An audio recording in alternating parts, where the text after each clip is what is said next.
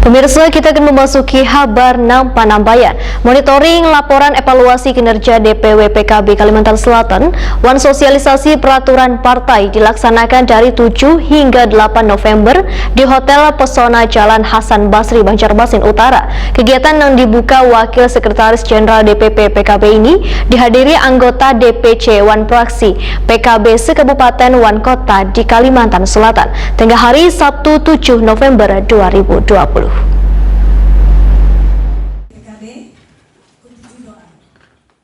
Monitoring laporan evaluasi kinerja DPW PKB Kalimantan Selatan, wan sosialisasi peraturan partai dilaksanakan dari 7 hingga 8 November di Hotel Pesona Jalan Hasan Basri, Banjarmasin Utara. Kegiatan yang dibuka Wakil Sekretaris Jenderal DPP PKB Zainul Munasihin dihadiri anggota DPC Wan Fraksi PKB se-Kabupaten Wan Kota di Kalimantan Selatan, tengah hari Sabtu 7 November 2020.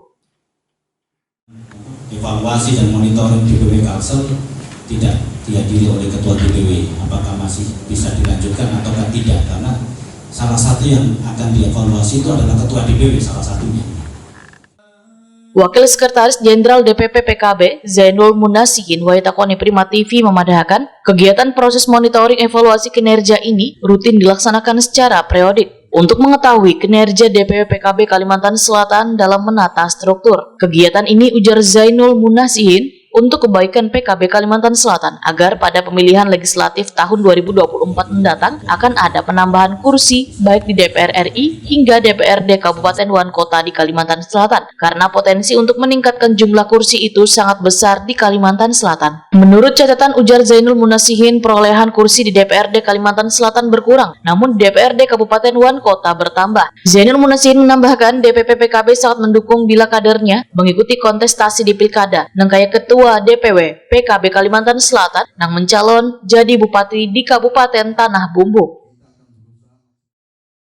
Mungkin ya, tapi nanti juga akan tergantung dari hasil pilkada kita di Kalimantan Selatan ini.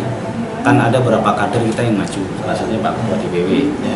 Pak Ketua DPW terpilih jadi bupati Tanah Bumbu, mungkin akan bisa punya kontribusi elektoral yang cukup lumayan.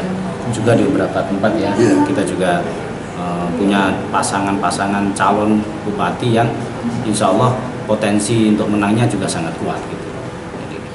Pak, dari pusat sendiri suntikannya seperti apa Pak untuk pilkada di Kalsel ini Pak? Supaya nanti bisa menangkan ini Pak?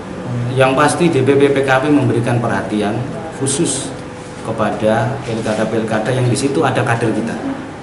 Yang pasti ada perhatian khusus, termasuk nanti Pak Ketua Umum Gus Muhaimin, juga beberapa menteri dari PKB juga sudah ditugaskan untuk juga ikut turun dalam pengertian sebagai kader PKB, bukan sebagai menteri maksudnya, untuk memberikan support kepada pilkada yang dimana kita ada kadernya.